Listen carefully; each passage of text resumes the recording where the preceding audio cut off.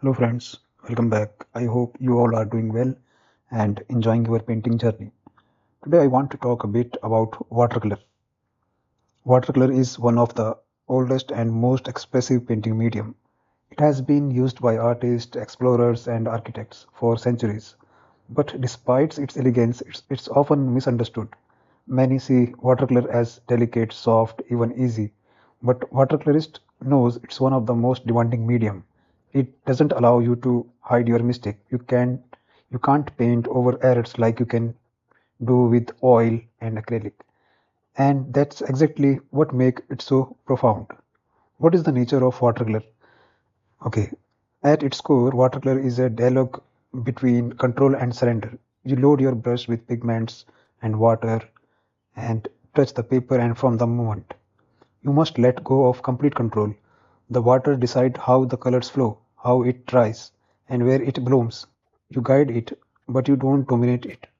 That's why I always say watercolor is not just a medium, it's a teacher. It teaches patience, observation, humility, and adaptability.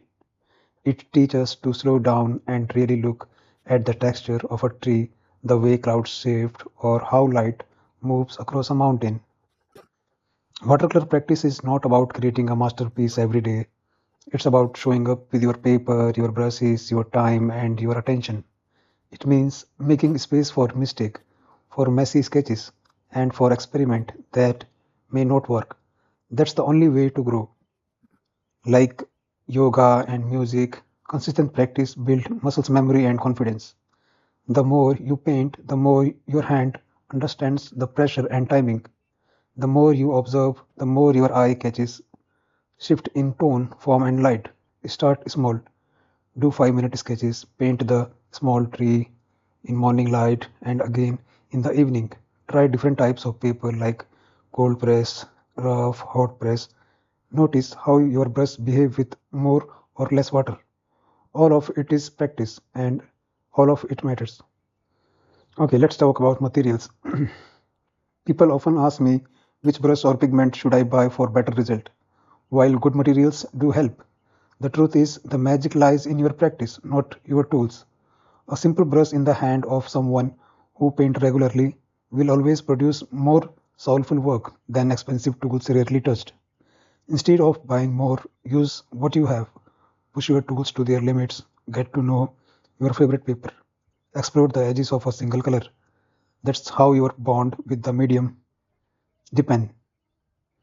As artists, we often wait for inspiration, but in watercolor practice, discipline is more important than inspiration. Inspiration will come and go. Some days you will feel blocked, and on those days, you should paint anyway. Try to paint simple sky, mix new grays, study a fallen leaf, even a small, quiet exercise, move you forward. And remember, nature is your greatest teacher. Step outside, look at the trees in your neighborhood, observe the stillness of a lake or the chaos of a storm. Let those elements influence your brushwork. Watercolor is rooted in nature. It reacts to air, light, humidity. The more connected you are the natural world, the more alive your paintings will be. Beyond technique, watercolor is a inner journey. On the page, you confront your fears of failure, fear of judgment, fear of imperfection. But through regular practice, you begin to understand every so-called mistake is actually an opportunity to grow. You begin to trust yourself more. You stop painting to impress others and start painting simply for the joy of it. Okay, I hope you found this information helpful. Thank you so much for your time. If you have any question, feel free to message me or leave your comment. Okay, that's all for now. Take care and happy painting.